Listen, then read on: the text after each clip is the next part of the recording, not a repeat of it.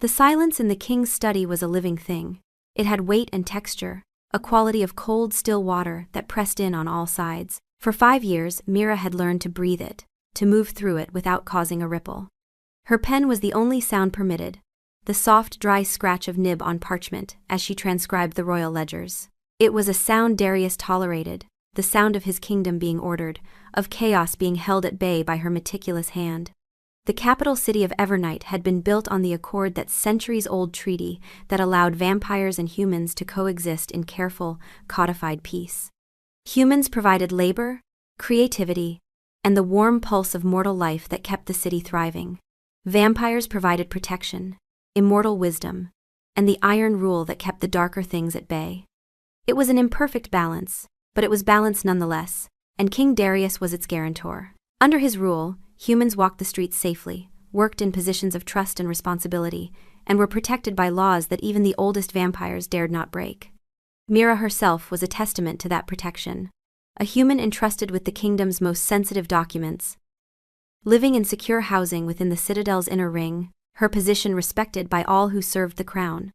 She was a tool, a function, an extension of the heavy mahogany desk she sat at, but unlike the cold furniture around her, she carried a secret warmth, a foolish hope that had somehow survived 5 years of professional distance. Almost, she risked a glance at him. He stood by the tall, arched window, a silhouette of immense stillness against the bruised twilight sky of the capital. King Darius, Lord of the Evernight, master of a court of ancient and predatory beings, looked like a statue carved from shadow and sorrow. He had not moved in over an hour. The fine wool of his black coat did not stir. The silver threads in his dark hair did not catch the gaslight. He was simply there, a constant and unnerving presence, the source of the study's profound quiet.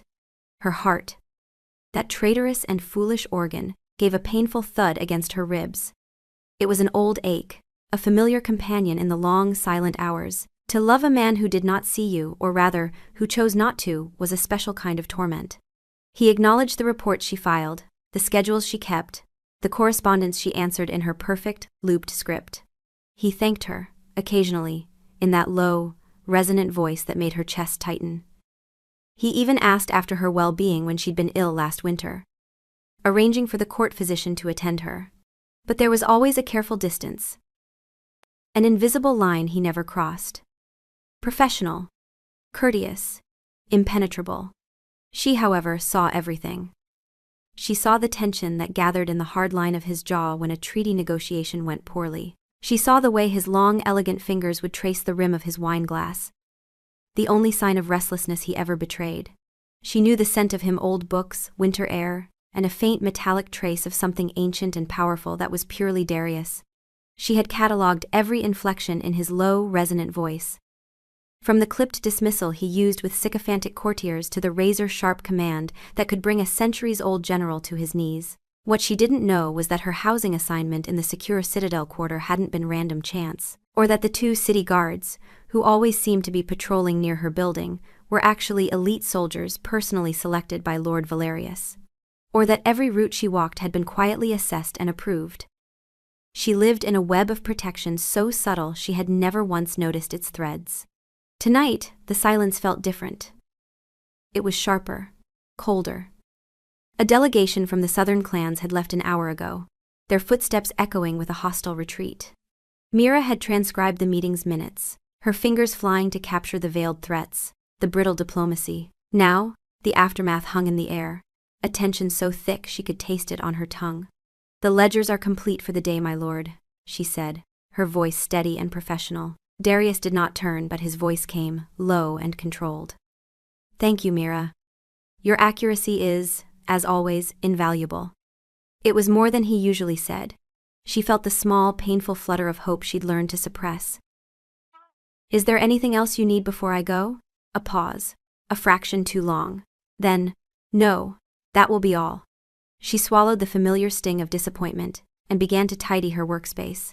She capped the inkwell, blotted the final page, and stacked the heavy books with practiced efficiency.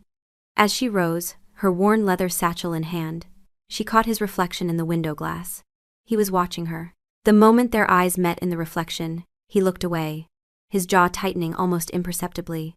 It was a small thing, a tiny crack in his armor, but Mira had learned to survive on crumbs.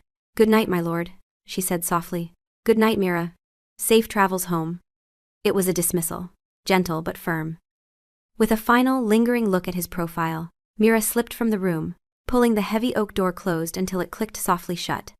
The corridor beyond was warmer than the study, lit by gas lamps that cast dancing shadows on the stone walls. Her apartment was close, just 3 floors down in the residential wing reserved for senior staff.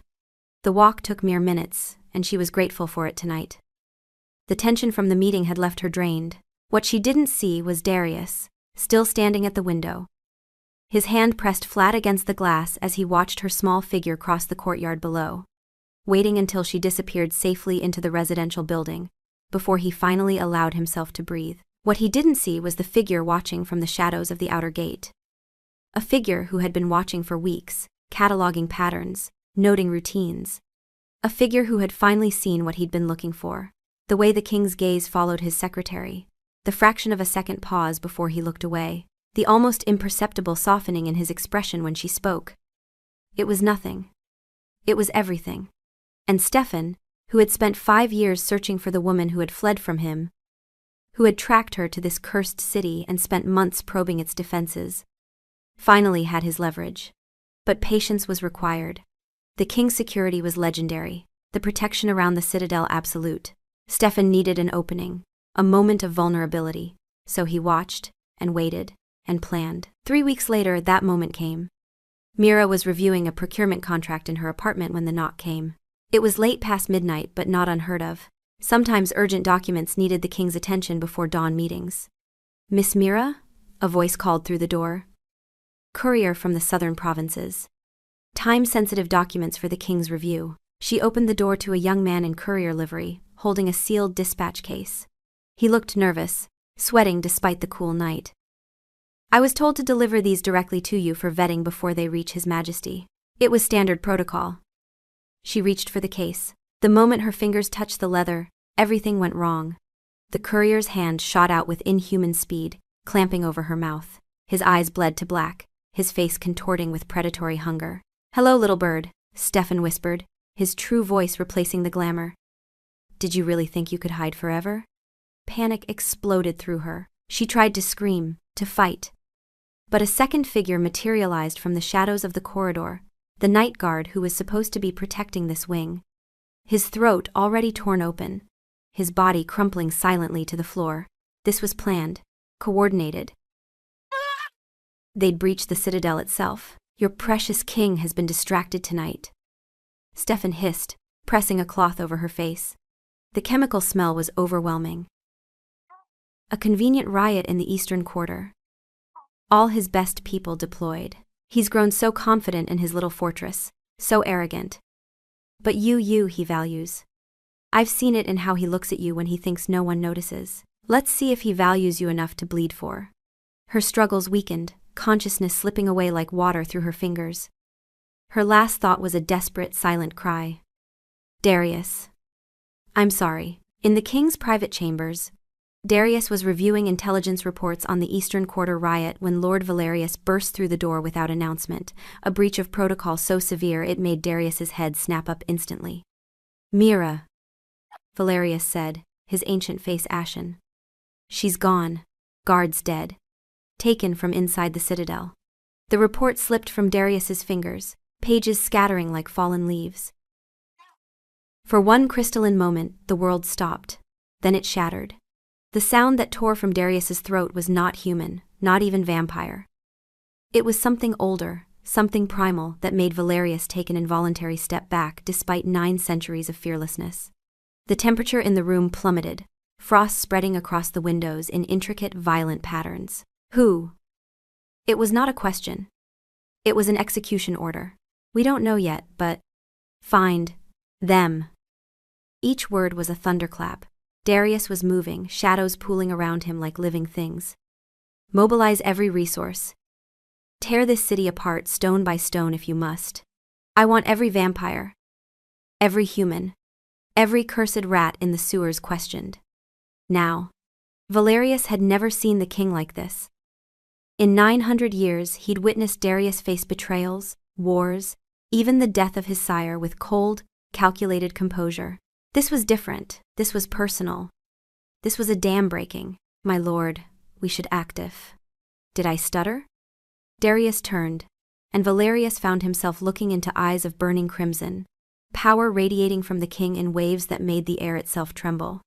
She is inside my citadel, under my protection, in my care. And they took her, from me. The emphasis on that last word carried the weight of centuries. Valerius understood then what he had long suspected but never confirmed. The king's careful distance, his meticulous professionalism with his secretary, it hadn't been indifference.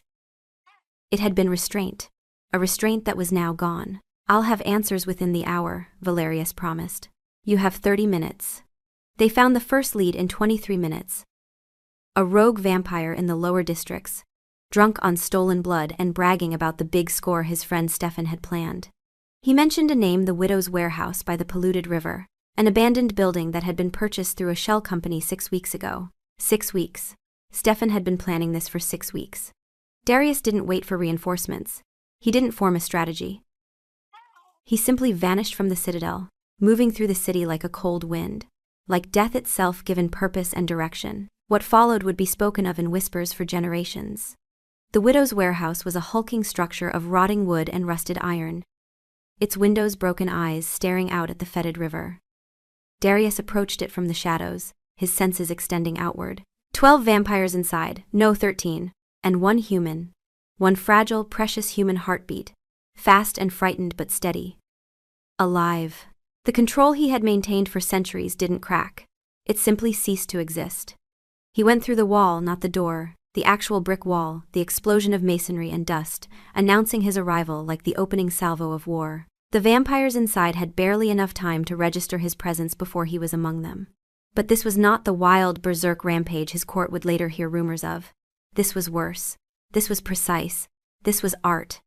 The first vampire lunged, and Darius simply redirected his momentum, sending him crashing through a support beam with enough force that the entire building shuddered. The second drew a blade, and Darius took it from him along with the hand holding it in a movement too fast to see. The third tried to flee, and found his legs no longer obeyed him, severed tendons dropping him to the floor where he could only watch the carnage unfold. Darius was a surgeon, and these were his patients. Each cut was deliberate, each break purposeful. He was not killing them quickly, he was dismantling them, leaving them alive and conscious to witness what happened when you threatened what belonged to the King of Evernight. In the center of the room, chained to a heavy chair, Mira watched with wide, terrified eyes. Not terrified of Darius, terrified for him. Because she'd never seen him move like this, fight like this. And there was a cold, terrible beauty to it that was more frightening than any wild rage could be. Stefan was backing away, his earlier bravado crumbling into ash. He had a knife pressed to Mira's throat, his hand shaking. Oh. Stay back or she dies. Darius stopped. He stood 15 feet away, perfectly still, his crimson eyes locked on Stefan. He was covered in blood that wasn't his own, his expensive black suit torn and ruined. Behind him, 11 vampires lay broken, some still twitching, all still conscious and suffering. The only sounds were their whimpers, and the steady drip of blood from the rafters. You made a miscalculation, Darius said, his voice conversational, almost pleasant. It was the most terrifying sound Stefan had ever heard. You thought my feelings for her were a weakness, a vulnerability you could exploit. I know they are. Stefan spat, pressing the knife harder. A thin line of blood appeared on Mira's throat. You're too late, Your Majesty. The moment you move, she.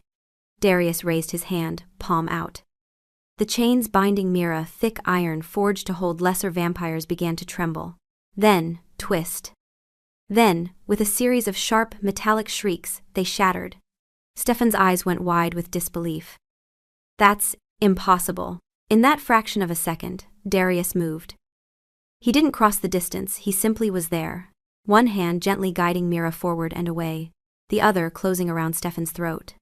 The knife clattered uselessly to the floor. You're right that my feelings for her are a vulnerability, Darius whispered, lifting Stefan off his feet with effortless strength.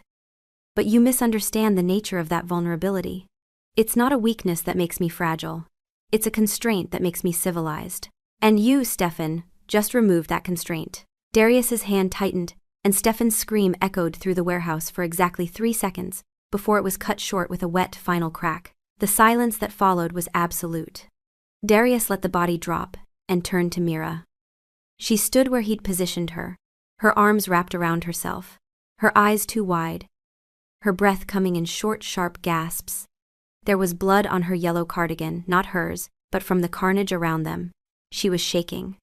He approached her slowly, his hands raised and open, palms out. "Mira," he said softly, his voice stripped of all command, all authority. Just her name, gentle as a prayer. "I'm going to take you home now. Is that all right?" She nodded, a tiny, jerky movement. She didn't seem capable of speech. "I need to carry you. The building is unstable. May I touch you?" Another nod. He moved with infinite care, scooping her into his arms as though she were made of spun glass. She curled instinctively against his chest, her face pressing into his shoulder, and he felt her begin to cry great, silent, shuddering sobs that shook her entire body. "I have you," he whispered against her hair. "I have you, and I will never let go again. I swear it on my crown, on my kingdom, on my very existence. Never again." He carried her out of that place of death and into the night, leaving the broken bodies behind as a message to anyone who might consider targeting what was his. The first hint Lord Valerius had that something had gone catastrophically wrong was when the king returned to the citadel just before dawn, carrying his unconscious secretary in his arms, both of them covered in blood. Darius walked past the assembled guards, past the gasping courtiers, his expression utterly blank. He took her directly to the royal physician's chambers, and did not emerge for 3 hours. When he finally did, his first words were, "Prepare the sunroom in the East Tower, full medical staff. I want healers rotating every 4 hours. No one enters without my explicit permission." "My lord," Valerius said carefully, "what happened at the warehouse?" "I left 13 vampires alive," Darius replied flatly. "Paralyzed, broken, but alive and conscious. They can explain to whoever finds them what happens when my protection is breached. Have them displayed in the public square for 3 days, then execute them. And Stefan is no longer a concern." The second hint came when the king cancelled all audiences, postponed all state matters, and took up residence in the corridor outside the sunroom. Not inside. Outside. For 5 days, he sat in a chair against the wall, reading reports brought to him by Valerius, signing documents on a makeshift desk, and waiting for the woman inside to wake. The physical healing was swift.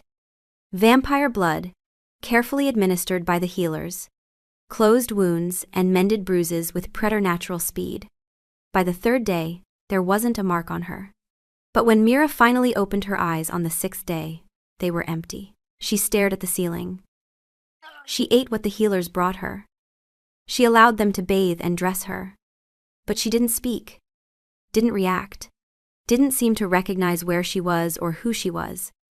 The trauma had driven her somewhere deep inside herself, somewhere safe and dark and unreachable. Darius tried to enter once. The moment he crossed the threshold, her breathing accelerated, her eyes going wide with animal panic. She didn't scream, she'd gone beyond screaming, but the healers gently ushered him out, their faces sympathetic but firm. "She associates you with the violence, Your Majesty," the head physician explained. "Not just Stefan's, but yours as well. She watched you kill 13 vampires. For a human, for someone not raised in our world's brutality, it's too much. She needs time. Time." He had nothing but time. He was immortal. But every moment she spent trapped in that silent darkness felt like an eternity in hell. So he waited. And while he waited, he built her a world. He had the sunroom filled with things she loved, books, hundreds of them, in every genre he'd ever seen her reading. A painting of the sea, commissioned from the kingdom's finest artist, so detailed and alive that one could almost hear the waves. Soft blankets in cheerful colors. A small writing desk by the window, stocked with the finest paper and her favorite simple pens. Winter roses in crystal vases, their scent gentle and sweet. He didn't enter. He left these gifts like offerings at a shrine, hoping they might call her back from wherever she'd gone. Days became weeks. The court watched their king's transformation with a mixture of awe and unease. The terrifying remote sovereign had become a man haunted, a ghost haunting his own castle. He fulfilled his duties with mechanical precision, but everyone could see that his mind, his heart, his entire being was focused on that closed door in the East Tower. "He's obsessed," Lady Seraphina whispered to her companions at court. "It's dangerous. Unseemly. It's devotion," Valerius corrected quietly. "And it's the most human thing I've seen him do in 9 centuries. On the 23rd day, Darius was sitting in his usual place, reading a trade agreement he didn't care about, when he heard it, a sound from inside the room. Not the healers, not the attendants, her. She was humming. Just a few notes. Barely audible. But it was the first voluntary sound she'd made since the warehouse. His hands trembled so badly he had to set down the document. He pressed his palms flat against his thighs, forcing himself to remain still. To not burst through that door.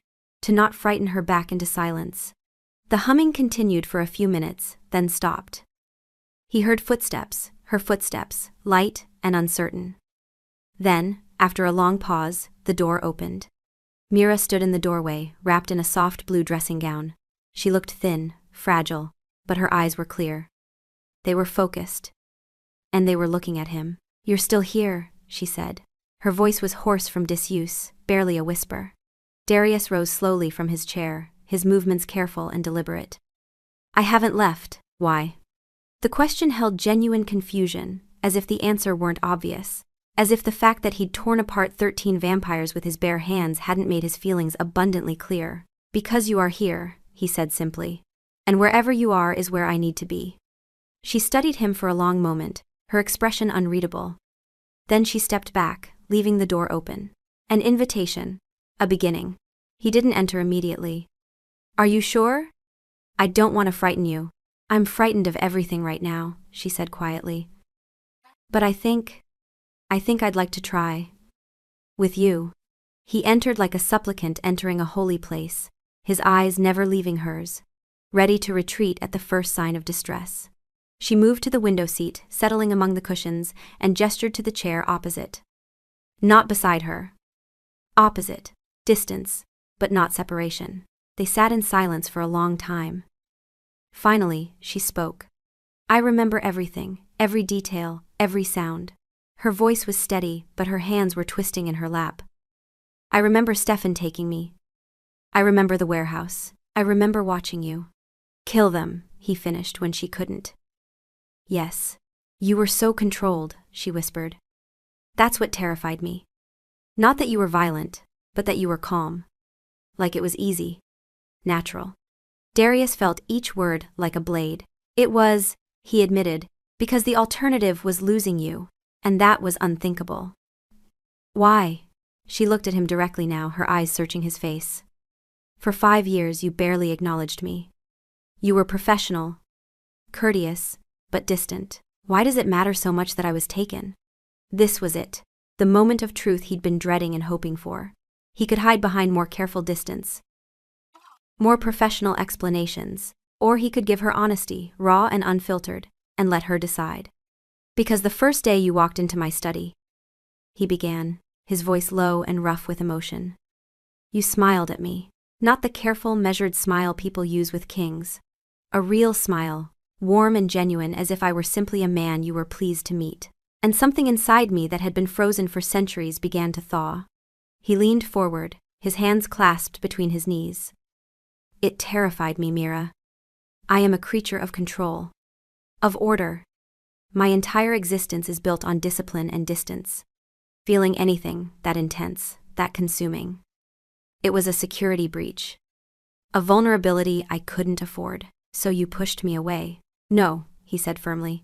"I maintained professional boundaries. I ensured you were protected, assigned guards you never saw, housing you didn't realize was reserved for the most valued members of my court. I made certain you were safe, compensated well, treated with respect. But I couldn't let myself get close. Because I knew if I did, if I let that wall crack even slightly, I wouldn't be able to stop. I would want all of you, every smile, every word, every moment, and wanting something that much gives the entire world leverage against you. Stefan found that leverage anyway, yes, because I was a fool who thought distance was the same as protection. I thought if I didn't acknowledge my feelings, if I didn't act on them, you would be invisible to my enemies. Instead, I just made you lonely. Mira's eyes filled with tears. I thought there was something wrong with me. That I wasn't good enough, smart enough, interesting enough. Every day I tried so hard to do perfect work, to maybe earn a kind word or a real conversation, and every day you looked through me like I was glass. The anguish in Darius's expression was profound. There was never anything wrong with you. You were perfect. You are perfect.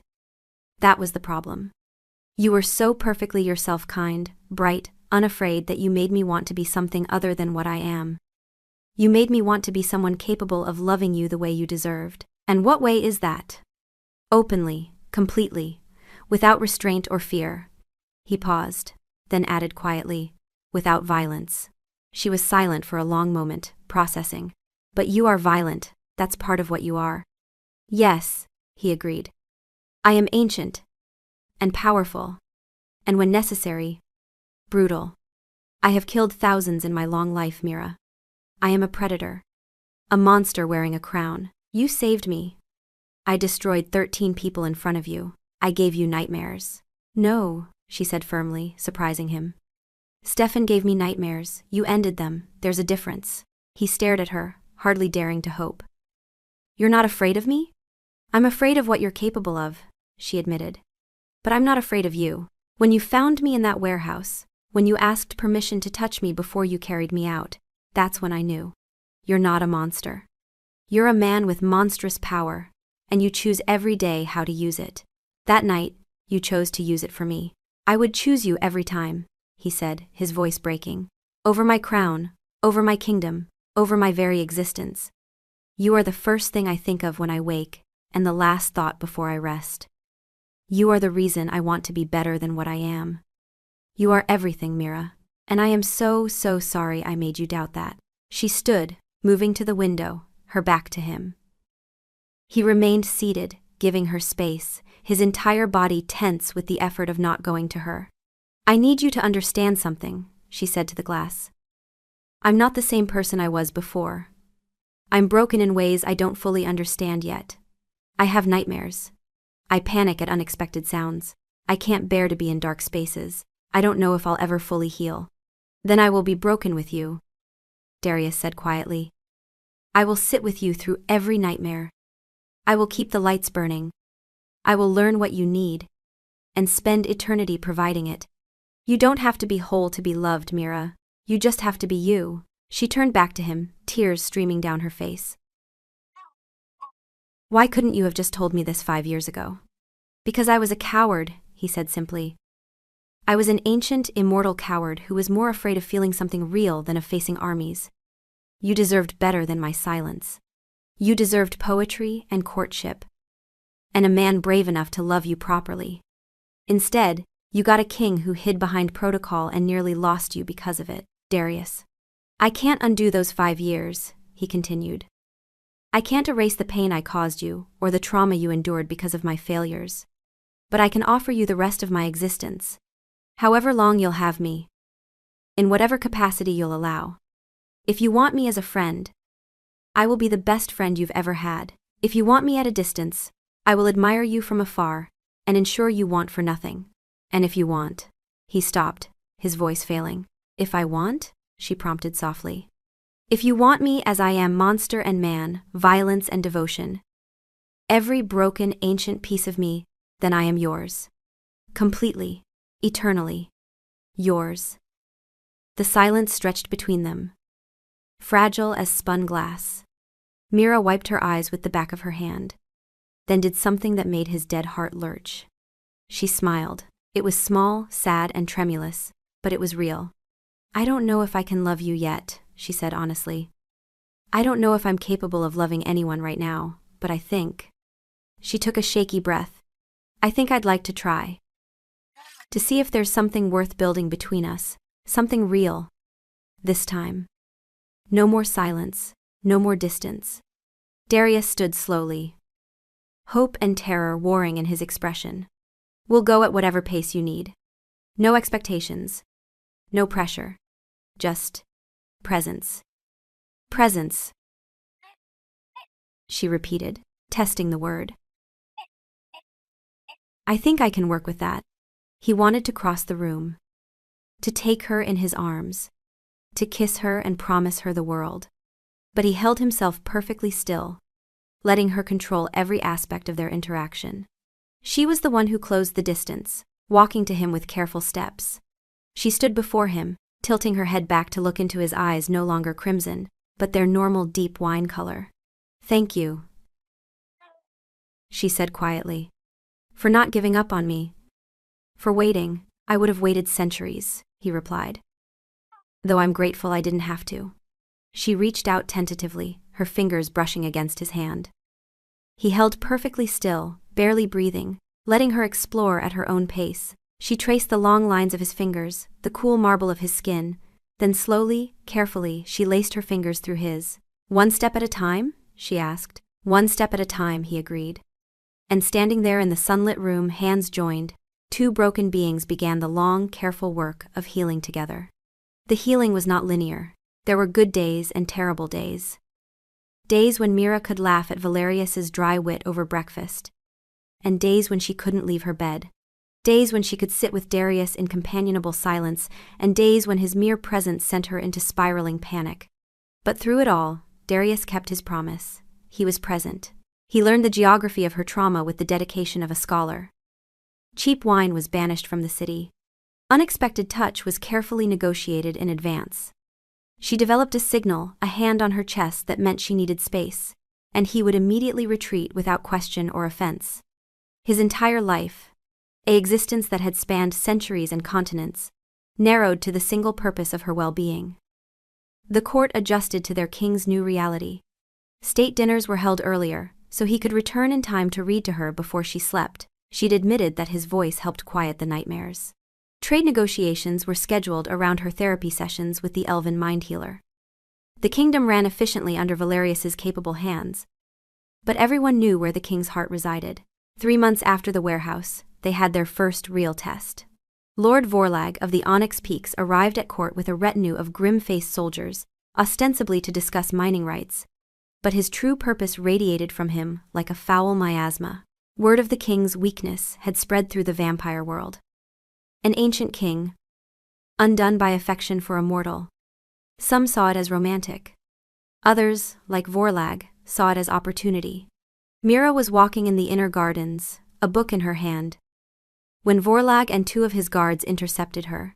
She recognized the look in his eyes, immediately the same predatory assessment Stefan had given her. The same cruel dismissal. Her heart began to race, but alongside the fear was something new. Anger. The famous Miss Mira, Vorlag said, his voice a silken purr. He was tall and handsome in a cruel, sharp-edged way, with eyes as black and empty as polished stone. I confess, I do not see what inspires such dramatic displays of devotion. Mira's fingers tightened on her book. She had 2 choices, run and hide, or stand her ground. The old Mira would have fled, but the old Mira had died in that warehouse, and the woman who had emerged was forged from something harder. Lord Vorlag, she said, her voice steady. I don't believe we've been formally introduced. Though from your tone, I gather you consider yourself above such courtesies. His eyes narrowed. Careful, little human. You stand here only by the king's sufferance. No, she corrected coolly. I stand here as a citizen of Evernight, protected by the Accord, and employed in a position of trust by the crown. You, however, stand here as a guest. And guests who insult their host's household are generally asked to leave. Vorlag's expression darkened. He stepped closer, invading her space in a calculated show of dominance. His guards moved to flank her, creating a cage of menace. Perhaps the king's protection has made you bold, but protection can be withdrawn. Mira felt the fear spike. The old, terrible fear from the warehouse. But she pushed through it. She had learned something important in the past 3 months. Fear didn't have to paralyze. It could fuel.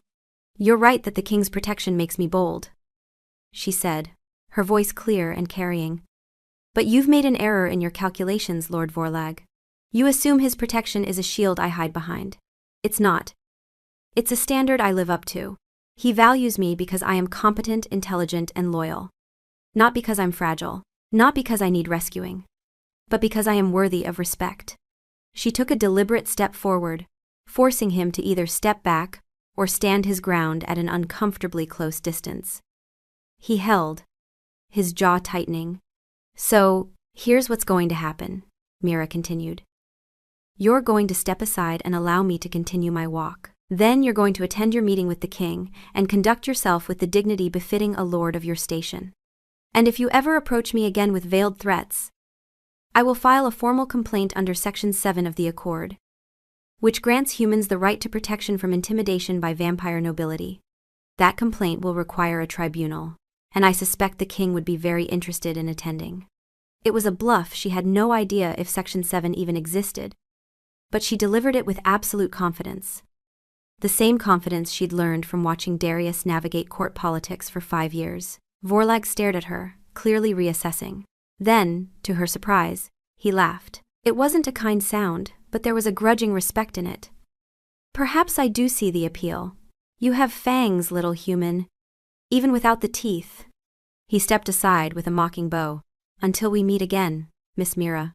As he walked away, Mira felt her knees nearly buckle with relief. She sat heavily on the nearest bench, her hands shaking, adrenaline crashing through her system. She had done it. She had faced a threat and hadn't frozen. Hadn't needed rescue. That, said a quiet voice from the hedge maze entrance, was the most magnificent thing I've ever witnessed. Mira looked up to find Darius standing there, half hidden in shadow.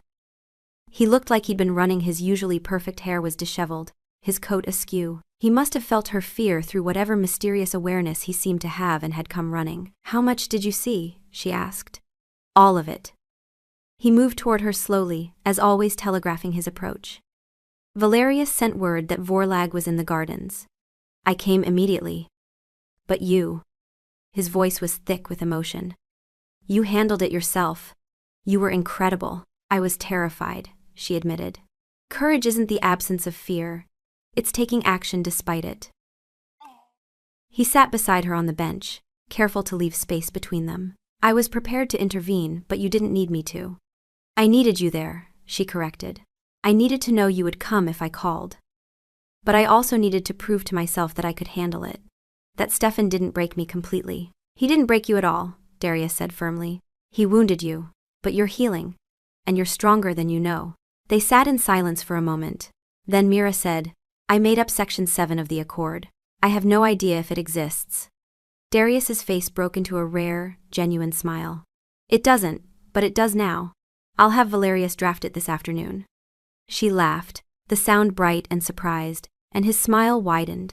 He loved that sound. He would rearrange reality itself to hear it more often. Vorlag won't try that again, Darius added, his voice hardening. But if he does, then I'll handle it, Mira interrupted. And if I can't, then I'll call for you.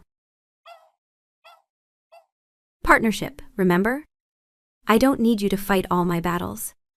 Just to be there when I need you. Always, he promised. She looked at him then, really looked at him. In the dappled sunlight of the garden, he looked less like a monster and more like a man. A complicated, ancient, devoted man who had spent 3 months learning the topography of her trauma and adjusting his entire existence to help her heal. I think, she said slowly, I might be ready. Ready for what? To try, actually try. Not just healing, but us. His breath caught. Are you certain? There's no rush, Mira. We have time. I know. But I also know that I've spent 3 months watching you be patient and kind and protective, without ever asking for anything in return. And I know that every time you smile, really smile, it makes something in my chest feel warm. And I know that I trust you more than I've ever trusted anyone. So yes, I'm ready to try. He reached out slowly, his hand hovering near her face, a question. She nodded, and he cupped her cheek with infinite gentleness. Then we'll try together. At whatever pace you set, and if you change your mind, if you need to step back, that's all right too. What if I'm never completely okay? She asked quietly. What if I'm always a little broken? Then you'll be my favorite broken thing, he said simply. I've seen perfect, Mira. I've lived for centuries, surrounded by flawless immortals. They're boring. You, with your scars and your courage and your ridiculous ability to invent legal precedent on the spot, you're extraordinary. She leaned into his touch, her eyes closing. Tell me again, why you love me. Because you smile like sunrise, he said, his thumb brushing her cheekbone. Because you brought color into a world of shadow. Because you saw a cold, distant king and decided he deserved chamomile tea and fresh roses anyway. Because you survived the unsurvivable and came back stronger. Because every day with you is a reminder that my long existence might actually mean something. Because you're you, and there's no one I'd rather spend eternity knowing. She opened her eyes and they were bright with tears. I don't know if I love you yet. But I think I'm close. Then I'll wait, he said. I'm very good at waiting. She kissed him then, gentle and tentative, a question and an answer all at once. He responded with reverent care, his hand cradling her face as if she were made of starlight and wishes.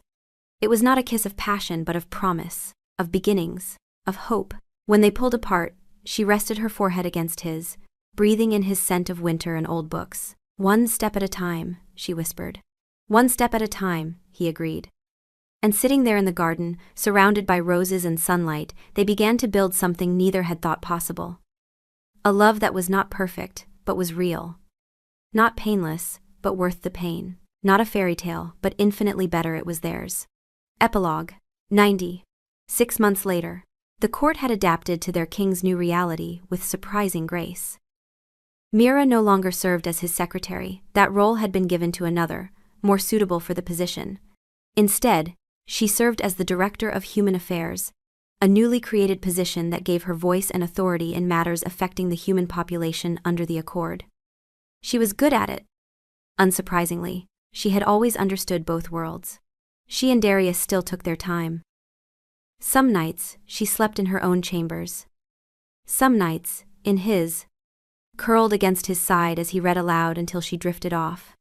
Their relationship was a careful dance. Always negotiated. Always moving at her pace. The nightmares came less frequently now. And when they did, he was there. Solid and real. Anchoring her back to the present. They fought occasionally about policy, about protocol, about his tendency to hover when she didn't need protection. But they always talked it through. Always found compromise. She had made him promise, early on, to treat her as an equal, not a fragile thing to be protected. He tried. Sometimes he succeeded. Sometimes he failed spectacularly. But he always tried. On this particular evening, they were in the study, the same study where it had all begun. Mira was reviewing a proposal at her old desk, now converted into her workspace. Darius was at his, reading correspondence. The silence between them was comfortable, broken only by the scratch of pens and the occasional rustle of paper. Darius? She said eventually. Do you remember the first day I came to work for you? He set down his pen, giving her his full attention. Every detail. What did you think of me? He considered, then answered honestly. I thought you were a security risk. I thought your smile was dangerous. I thought I should request a different secretary immediately. He paused. I thought I was doomed. She laughed softly. And were you? Completely. Irrevocably. Gloriously doomed. He rose from his desk and moved to hers, perching on the edge. Why do you ask? Because I was thinking about that day, how nervous I was, how desperately I wanted to do a good job. How I promised myself I wouldn't develop feelings for my impossibly handsome, impossibly remote employer. She looked up at him, her eyes warm. I broke that promise within a week. Only a week? I lasted 3 days. Liar. You're just saying that to make me feel better. I'm absolutely not, he said seriously. 3 days. There was a moment you were explaining a filing system you'd developed, completely absorbed in your work, and you tucked your hair behind your ear without thinking. And I remember having this crystalline thought, I am in significant trouble. I was correct. She stood, moving into the circle of his arms. He wrapped them around her automatically now, no longer needing explicit permission for every touch. They had learned each other's boundaries, each other's needs. I love you, she said. Simple, direct, true. She felt him go very still. I love you, Darius. I think I have for a long time, but I'm saying it now. I love you. I love you. He buried his face in her hair, his arms tightening almost imperceptibly. When he spoke, his voice was rough. Say it again. I love you. Again. I love you, you dramatic, ancient, ridiculous vampire. He pulled back just enough to kiss her, and this time there was passion controlled, careful, but undeniably present. I love you, he said against her lips. I have loved you for 5 years, 4 months, and 17 days. I will love you for every day I continue to exist. You are my heart, Mira. You always have been. Even when you were pretending I was furniture? Especially then, the furniture was very insistent on putting roses on my desk. She laughed, the sound joyful and free, and he captured it with another kiss. Outside the study windows, the city of Evernight stretched out beneath them, vampire and human living in careful balance. Inside, a king and his beloved stood wrapped in each other's arms, two broken things that had somehow made each other whole. It was not a perfect ending. There would still be nightmares, still be challenges, still be moments of doubt and fear. But they would face them together, one step at a time, building a love that was messy and complicated and absolutely real. And in the end, that was worth more than any fairy tale. The end.